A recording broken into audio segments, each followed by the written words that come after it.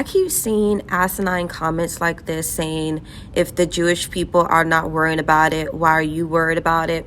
And let's talk about it since people are forgetting the lessons of history. First and foremost, Jewish people weren't the only people going through it in Nazi Germany.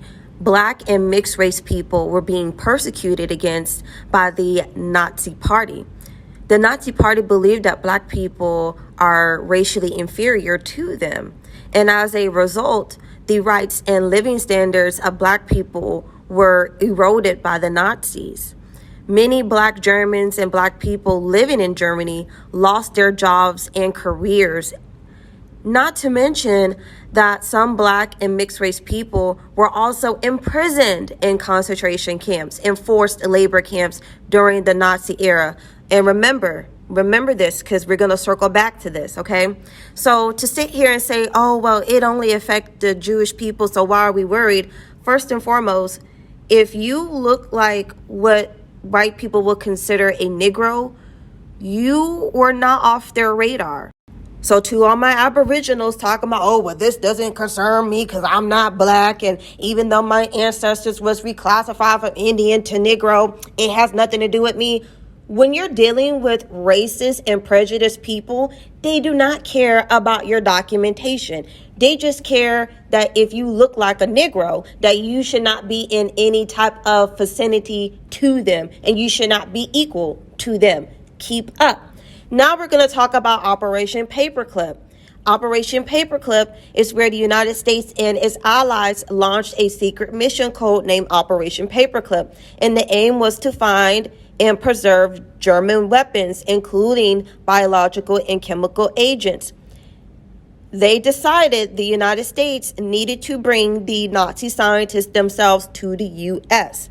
Thus began a mission to recruit top Nazi doctors, physicians, and chemists. And we can't forget how the raggedy United States went to great lengths to hide the past of these scientists they brought to America. They gave them new identities and everything. All right, now let's talk about the direct effects of Operation Paperclip had on Black and Indigenous Americans.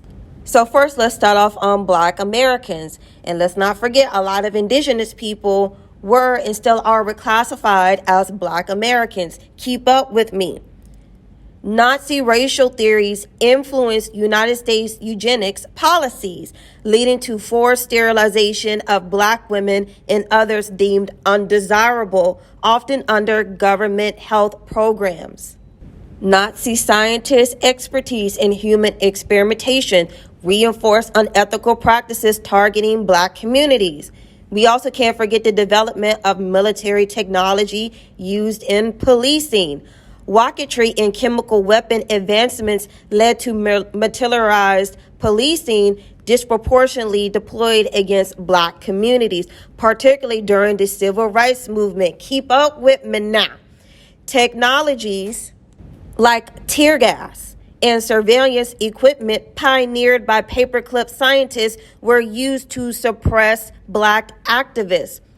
Didn't we see this with Ferguson with the tear gas? Keep up with me. Operation Paperclip also normalized the use of marginalized populations for unethical experiments, contributing to medical exploitation. For example, the Tuskegee syphilis study. Let's continue. Exclusion from STEM and NASA opportunities. While Paperclip scientists advanced programs like NASA, systemic racism excluded Black scientists and engineers from participating in or benefiting from these advancements, not to mention that they got so much funding for these science experiments and the Black community did not see a dime of it.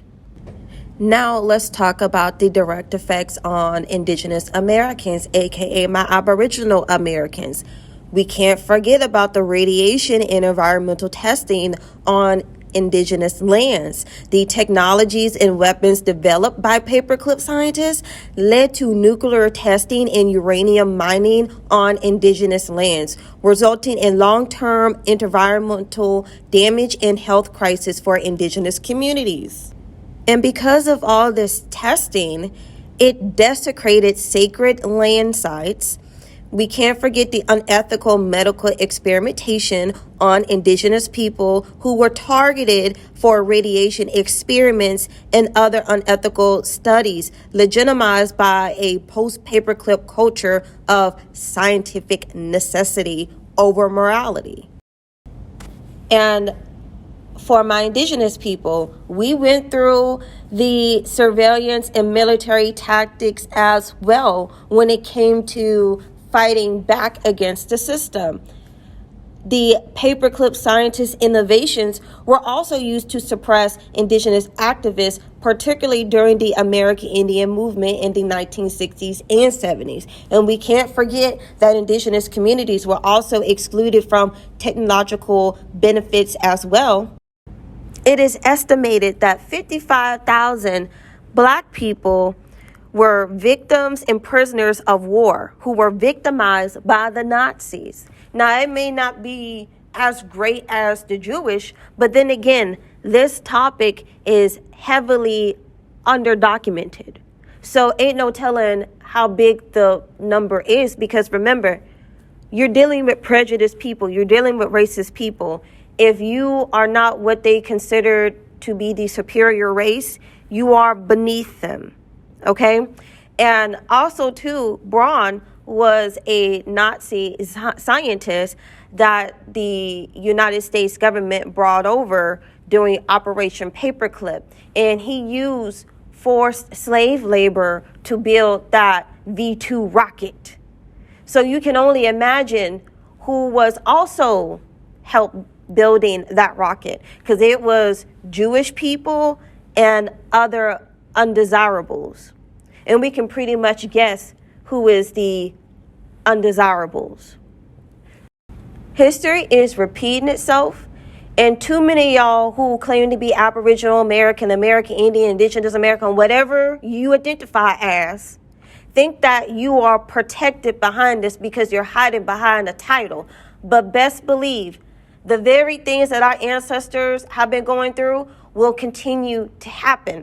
Our ancestors went through paper genocide. They went from being Indian to Negro to Black to African American.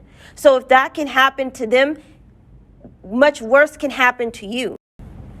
Our people was never allowed to hide behind a title like white people can. You can't just say, oh, well, I'm white and I'm deemed white, so I can't be affected by this. And they'd be like, you know what, you're right, because you're white. No.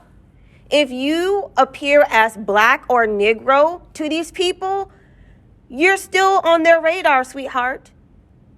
Y'all think that just because you can hide behind an Aboriginal title that these folks don't have planned to you. These folks, no matter if they're African American or European, African American, whatever, they don't care. They never cared about what we identified as in the paperwork that proves it. They only care about what you look like and if you are superior, meaning if you are in the same racial category as them. And if you're not, they don't care about you.